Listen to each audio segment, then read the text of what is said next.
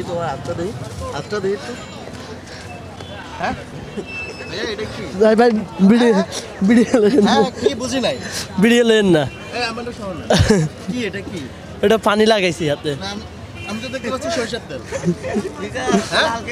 হালকা যে হালকা সরষের তেল কেন সরিষার তেল কেন হালকা সরষের রমজানের অন্যতম অনুষঙ্গ খেজুর। সারাদিন সিয়াম সাধনার পর অধিকাংশ মুসল্লি খেজুর দিয়ে ইফতার শুরু করেন।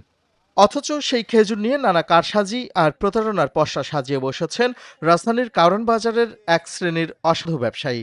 যে সরিষার তেল মাখানো একটু গ্লাস কথা বলো ক্যামেরাতে এসে কথা বলো একটু গ্লাস করানো লাগে কালার আসানো লাগে সরিষার তেল দিয়ে কি করো কি বলো সরষে তেল দিয়ে এটা মানে একটু ঝিলিক করে আর কি, কালারটা অনেক সুন্দর দেখা যায় আর কি। সবাই সরিষার তেল দাও সবাই এই পুরো সবাই সরষে তেল ব্যবহার করে, এভাবে দিলে এই যে সুন্দর দেখা যাবে। অপরিচ্ছন্ন ও নিম্নমানের খেজুর সরিষার তেল দিয়ে করা হচ্ছে চকচকে, তা আবার বাহারি মোড়কে করা হচ্ছে বাজারজাত। নেওয়া হচ্ছে চড়া দাম। বিষয়টি ধরা পড়ে চ্যানেল 9-এর ক্যামেরায়। তবে এ নিয়ে কথা বলতে রাজি হননি ওই ব্যবসায়ী। উল্টো চড়া গলায় জড়ো হন আশপাশের এই চক্রের সদস্যরা। ভাই সরিষার তেল কই হ্যাঁ সরিষার তেল কই দেই নাই সরষের তেল আমরা মিক্স করি না তো। সরষের তেল আমরা এটা কি মিক্স করতেছেন এটা পানি দেই একটু দেই মানে একটু চামড়া ফাটা থাকলে সরষের তেল দিলে চামড়াটা ফিনিশ হয়।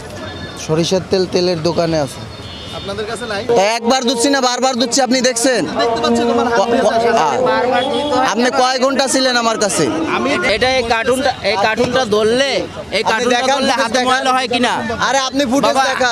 এই চক্রের প্রতারণার বিষয়টি জানা থাকলেও পাশেই ব্যবসা করার কারণে প্রতিবাদ করতে পারেন না অন্যান্য ব্যবসায়ীরা। তেল আপনি ওই রাস্তায় যারা খেজুর বেচে এরা মিশাই নর্মাল কিনে আনে, ওই নর্মাল আপনি সুন্দর বানানোর জন্য তেল মিশাই, এই আর কি।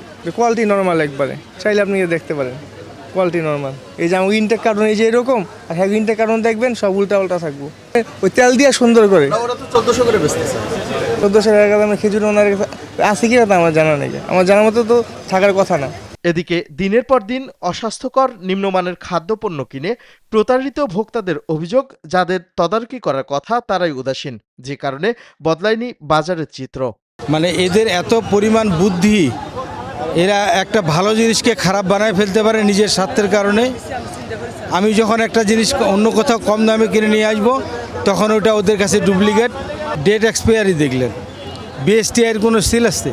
একমাত্র বিএসটিআইয়ের লোক যদি এখানে উপস্থিত থাকে, সিরিয়াল নাম্বার ঠিক থাকে, দেন এটা কি সম্ভব। না হলে আপনারা সাংবাদিক, আমরা জনগণ, আমরা প্রতারিত হবই।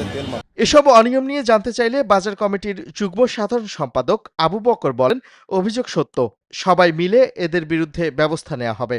আপনারা যেটা দেখছেন এটা সত্য, আপনার কথা একটু মিথ্যা কথা না, বুঝতে পারছি। ওই যে খেজুরের ওই সাইডটা, হ্যাঁ হ্যাঁ আপনার মার্কেটের বাইরে ওই যে মসজিদের সামনে মসজিদের অপোজিট দিয়ে হ্যাঁ মসজিদের অপোজিটে, মানে চারুলে তার দক্ষিণ পাশে। আমরা কেন ছাড় দেবো? আমরা যে অবৈধ জিনিস কি কোনো সময় বৈধ হয় নাকি? সবাই মিলে এটা দেখা অবশ্যই উচিত, এটা আমি মনে করি। আর বিষয়টি তদন্ত করে প্রশাসনিক ব্যবস্থা নেওয়ার আশ্বাস জাতীয় ভোক্তা অধিদপ্তরের সহকারী পরিচালক ইন্দ্রাণী রায়ের। আমরা পরবর্তীতে ব্যবস্থা নেব, আমাদের অফিসের স্যারের সাথে কথা বলে পরবর্তীতে বিষয়টা নিয়ে দেখা হবে। প্রশাসনিক ব্যবস্থায় যাই, তবে সেটা তদন্ত সাপেক্ষে। আমরা যখন নিজেরা দেখব, এই বিষয়টা নিয়ে আমরা কাজ করার পরে সিদ্ধান্ত দিতে পারবো। দীর্ঘদিনের আমদানি করা পণ্যের অধিকাংশরই নেই মেয়াদ, আবার কিছু পণ্য গেছে পচে, এরপরও তা বিক্রি হচ্ছে বাজারে। এই সিন্ডিকেটের কবল থেকে সাধারণ মানুষকে রক্ষার কার্যকর পদক্ষেপ নেওয়ার দাবি সব মহলের। আল নোমান, চ্যানেল 9, ঢাকা।